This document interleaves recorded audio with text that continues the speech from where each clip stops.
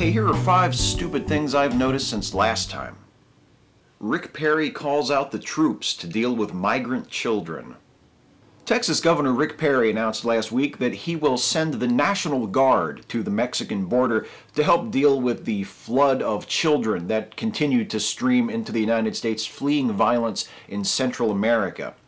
Nobody really seems quite sure what the National Guard members are supposed to do when they get there, however. They won't be allowed to send the kids back across the border into Mexico. Federal law requires that children from countries that don't share a border with the U.S. be sheltered until a hearing can be held to determine what to do with them, which is exactly what has been going on at the border all along. Kind of makes the whole thing feel like a hollow political contrivance. But surely Rick Perry would never resort to such theatrics. Don't he look sharp in them glasses? The media sucks at reporting Malaysia Airlines related tragedies. I just so happened to be in front of a TV when news broke of the crash of Malaysia Airlines Flight 17, and do you know what I noticed?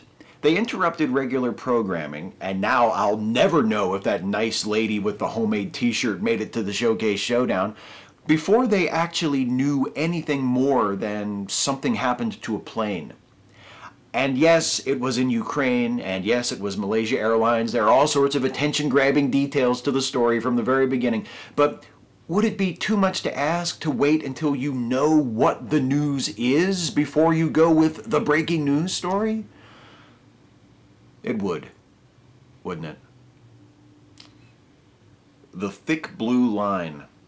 The death of Eric Garner after being choked by a New York City police officer was an inexcusable tragedy. But here's what I'd like to know.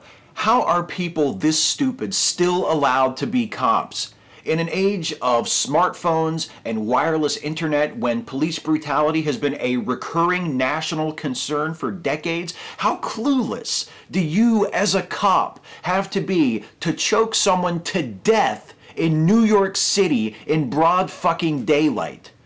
I had a similar thought a few weeks ago when I first saw that video of the California Highway Patrolman pinning a woman to the ground and punching her in the face alongside a busy highway.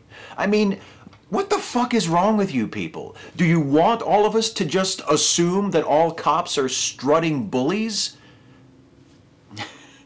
Since appeals to basic human decency never seem to work, I figured I would at least try and appeal to public relations. Make a fucking effort. Ken Ham says, space exploration driven by rebellion against God. Ken Ham, who you may remember as the owner of the ass in which Bill Nye stepped off this past February, published a commentary on his website last week where he proclaimed that the space program is a huge waste of money and the search for extraterrestrial intelligence is run by secularists who are desperate to prove evolution. I don't even have a joke for this one. It must suck to live in Ken Ham's world. You view science and progress as threats. You have no farther horizon, no curiosity. What a sad pile of shit. Confusing sympathy for the people of Gaza with anti-Semitism. Here are some examples of anti-Semitic statements. The Jews are responsible for all the wars, Mel Gibson. The synagogue is a defiled bride, an incorrigible whore and an evil slut, Martin Luther. Hey, I know. Let's kill all the Jews. Adolf Hitler, I'm paraphrasing. And now here are some examples of statements that are not anti-Semitic. Seems like most of the deaths in Gaza are civilians. The IDF has Hamas massively outnumbered and outgunned. Oh look, an Israeli tank just shelled a Palestinian hospital. That's horrible. You see the difference? It's not anti-Semitic to notice how one-sided this particular fight in the ongoing Palestinian conflict has been.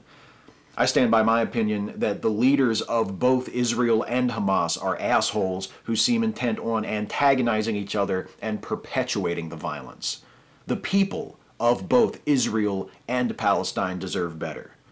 Sadly, I don't think they're going to get it anytime soon. The hardest part is only picking 5. Catch you next time.